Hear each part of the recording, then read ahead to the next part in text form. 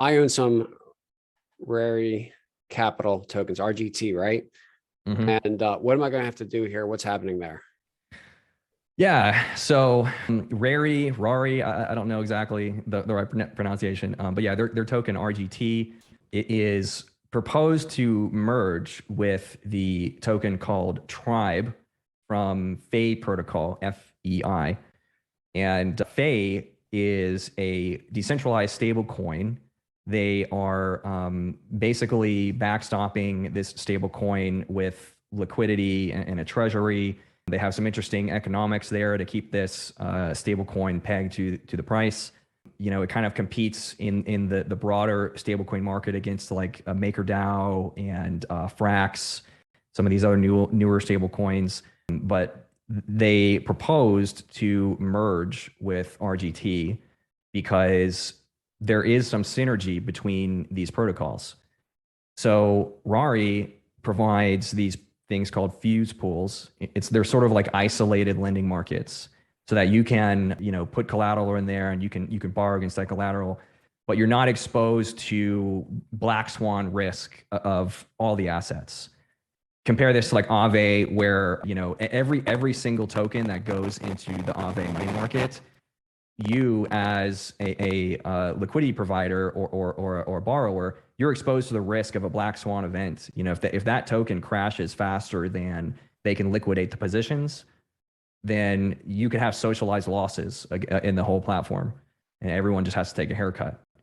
So the fuse pools are isolated in that anyone can create a pool and whitelist what assets can go in there, and then you as the user can decide which tokens are you okay with being collateral and choose the risk for yourself. It does fragment liquidity a bit, but it does provide a use case as well for especially on the longer tail of assets, things before they get approved on Aave, or if you want a higher risk pool, or if you want to just isolate your risk to something, you can tailor that.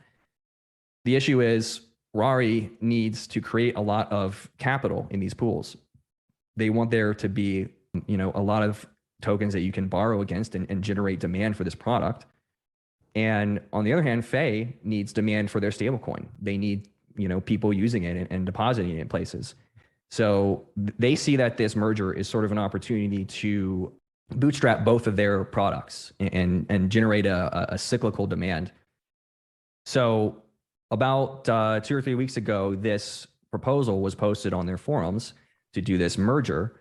And they outlined all the benefits that I just mentioned. They also said that, the Fei protocol has like $1 billion treasury that they can deploy for resources, hiring engineers, et cetera.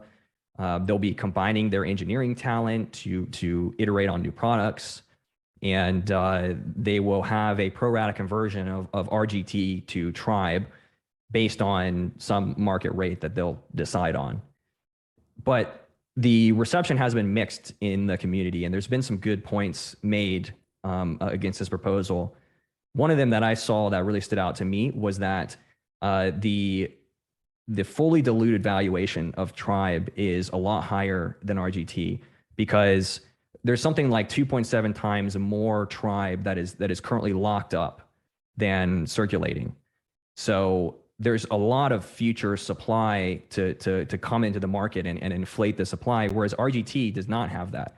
So you have these differing supply curves, and some of the RGT investors feel like they need to be compensated for this future inflation, and that the buyout of RGT has to have a premium to account for that because they weren't anticipating this supply inflation, but now all of a sudden it's going to be there. So that's a pretty good point, and I think they'll have to work out how to satisfy users and investors if they want this to actually go through. Another controversial issue was that there's this contractor called GFX who is actually implementing the merge. So what that means is they are writing the smart contracts to actually merge these tokens. They're gonna have to write some new ERC20 tokens and merge the DAOs and things like that. There's some complexity there. So they're gonna code that up. They're also writing the proposal documents and keeping everything on track and together for the investors. They proposed to pay themselves $3 million approximately in tokens for this work. And the broad reaction from the community was that this was a bit of a steep price to pay for the work that they were doing. And they've asked for clarification. You know, can you actually give us like the number of hours of work and the pricing per engineer and everything, you know, that goes into this $3 million number. And they haven't provided a lot of clarity on that yet. And it looks like they're probably going to walk down the price a bit. So we'll see what happens there. But yeah, that was just another one where you're kind of like, you know, $3 million for this. Really Everyone's feels trying like a money grab. Everyone's putting the hand in the cookie jar is basically what's happening. Yes. So if I'm an RGT token holder, right? I mean, what has happened to the token price, and how do you feel? Is this a good outcome? You know, would you still be a holder? Well, RGT is about minus 34% since the announcement. Tribe is about minus 9%, and it, you know, so the market is saying that this is not bullish for these right now. But you know, I wouldn't take too much of a say, or I wouldn't put too much of a say in those moves because of how illiquid these markets are. It doesn't take many people dumping to cause that kind of move. You know, you get a few butthurt users and they could easily cause that. I think it's too early to say whether or not this is going to be good in the long term. It's certainly ambitious to have a DAO merger. You know, there haven't been many of these in the history of crypto. This is the first major one that I'm aware of. And I think in terms of pushing the boundaries of governance and what's possible with DAOs, I certainly think, or I certainly encourage these communities to push forward with that and see what's possible. And, you know, and just combine their engineering talent, because at the end of the day, that's the number one thing that moves these products forward. With all that said, I think if the community can come to agreement on the RGT conversion price to Tribe, I think this is a pretty good deal for both communities.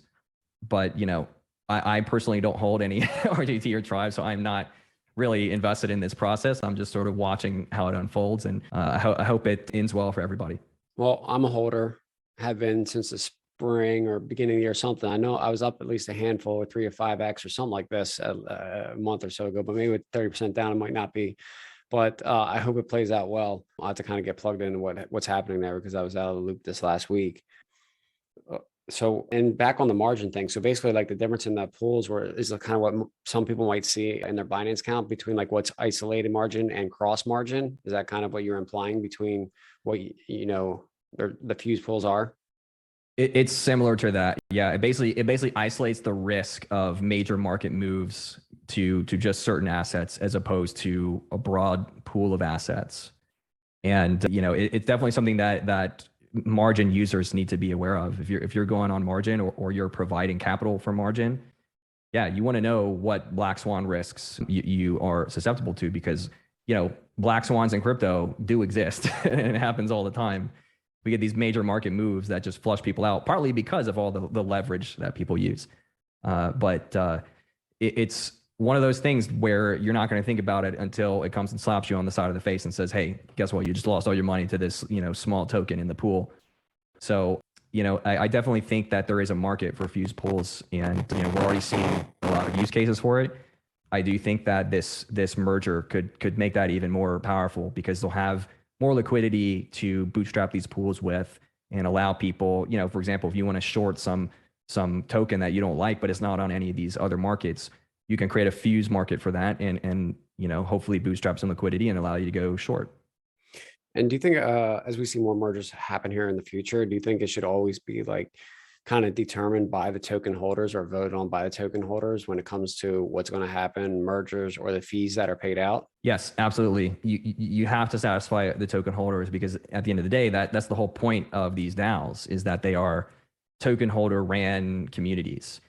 And while the developers do have a large say, and you know, most of the token holders will defer to the developers for a lot of decisions, something like this that really changes the economics of these tokens has to be approved by the token holders. And if it's not, you could see a mass exodus of holders. They're going to say, why am I holding this token if I don't have any governance rights? You know, if you're sort of giving me this illusion of governance. And the developers of these protocols, if they don't pay heed to the token holders, then they could face this mass exodus and they could lose the ability to raise new capital. So it absolutely is crucial for everyone to come to agreement on this and to actually have on-chain votes that approve or disapprove of this merge.